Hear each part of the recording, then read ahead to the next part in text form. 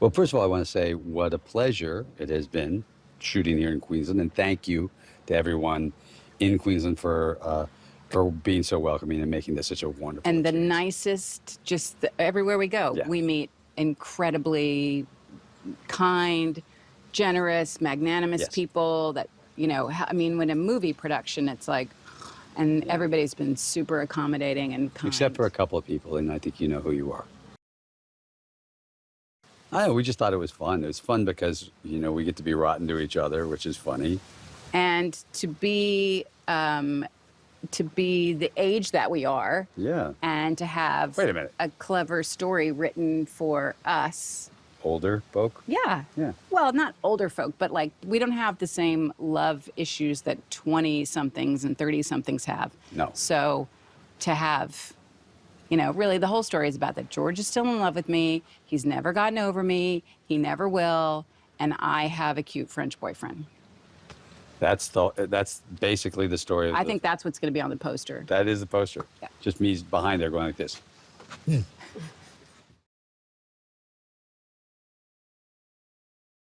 What I found fun about playing out the scenes with George and Julia is just the family dynamic and like the comedic undertones of just like little like arguments and bickering and but also like the real like connection that she has with both her dad and her mom. I think it's really beautiful and special.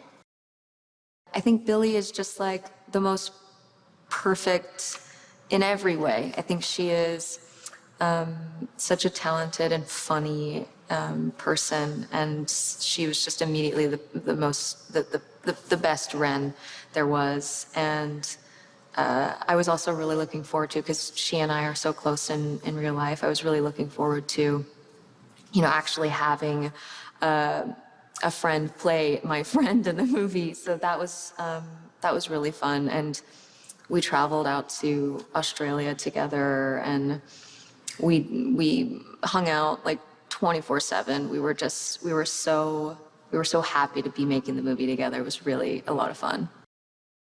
The Balinese culture is so important to this film, and I think it's really the core of the movie, and the Balinese traditions that Max, who plays G'day in the film, talks about and shares with Lily in the movie, I think is kind of like a really, like one of many things that makes her fall in love with G'day. Is just the lifestyle and the way they live is so beautiful and standalone, and it's incredibly important to the film. The most rewarding part of it was, I mean, so many things, but I think we really created a family on set, and you know, we were coming together in the middle of a pandemic and making something that was about family and love, and I think that making something like that feels really good. And I think it was all kind of, we all kind of felt that it was something that we're all looking for, and something that it's the kind of movie that we all want to see more of. And I think that when we were on set, we all kind of felt like we were on the same mission to make something really, really special. And I think that all the hard work we put into it was the most rewarding part of it all. Ticket to Paradise is about me and my best friend, Lily. We graduate law school, and then we go on a wild trip to Bali, and Lily meets this stunning man played by Maxime Bouttier, who we love so much, and she falls in love with him and decides to drop the whole law school thing and move to Bali and like do the whole love thing, which like good for her.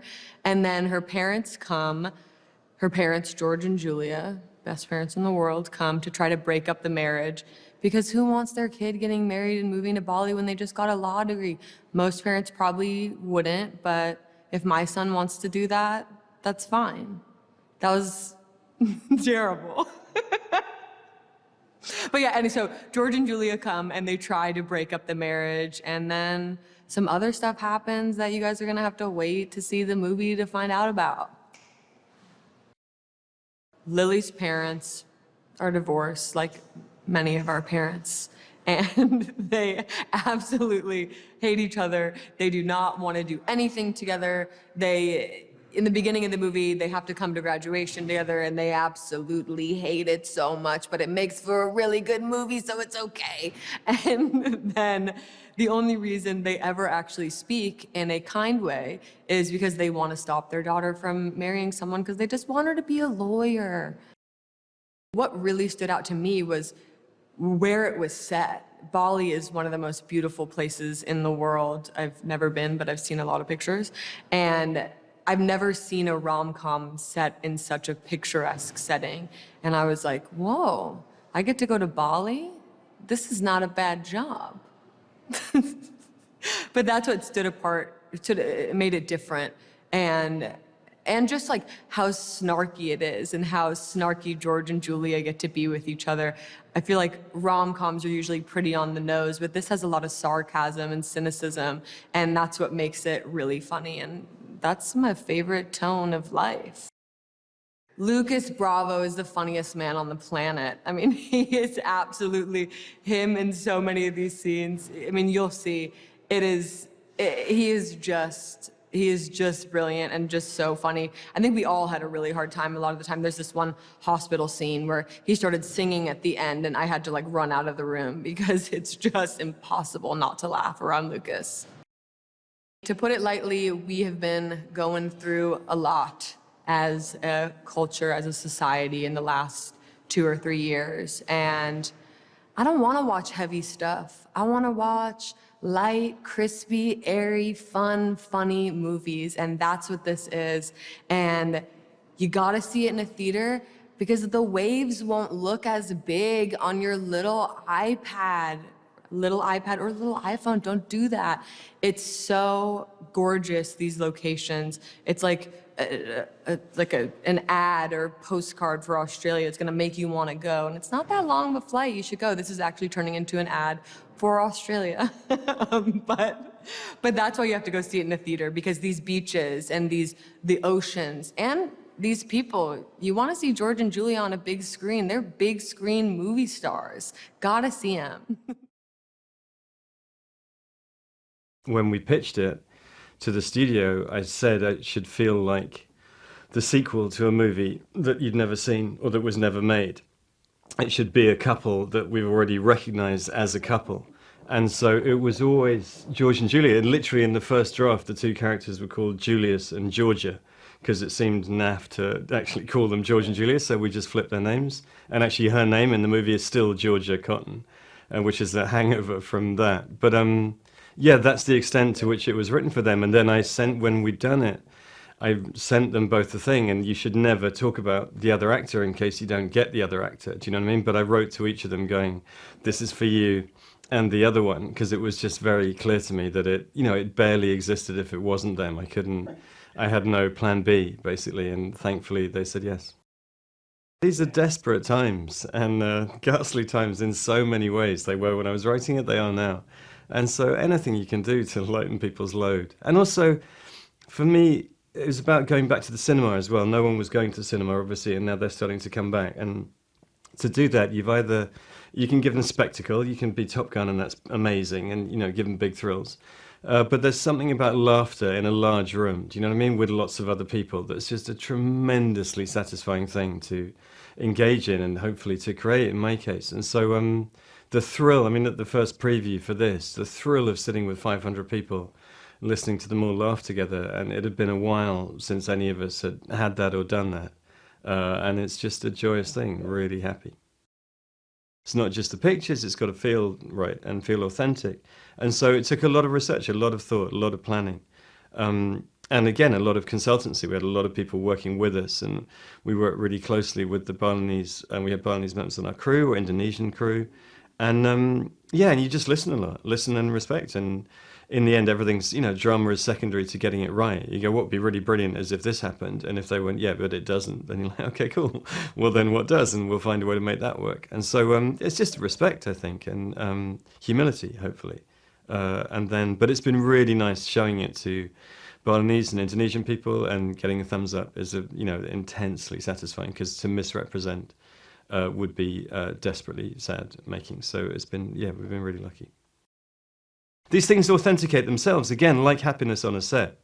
If you're somewhere beautiful, it just lifts the spirit and lifts the soul. Do you know what I mean? And so you try, and obviously there's a degree of, fakeness and cheating and whatever, and there's, film crews around you. But if you're somewhere gorgeous and lovely and living on an island and spending the evenings all having dinner together, if you go into the restaurant and almost everyone there is working with you and hopefully your friend, then what could be nicer? It's just like a, 6-week party with work in between, obviously. There's a line from somewhere which is, the opposite to love isn't hate, it's indifference. And that's what George and Julia's characters, David and Georgia, that's what they never have. They're always at each other. The energy of their dislike for each other obviously can then transmute comfortably. It's still passion. Do you know what I mean? And so, whereas when passion dies, then that's when you really don't love someone anymore. And so that was the fun stuff for them, is writing them, the energy and the playfulness. And in the end, they're the only two people that get each other. And much as Lucas's character may admire and adore Julia's character, in the end, she wants to be with someone that challenges her. You want to be with someone that makes you your best self. And clearly, George and Julia are their best selves around each other. And similarly, Kaitlyn and Max, anyone that turns you into the best version of yourself that you can be, glom onto that person and hang in.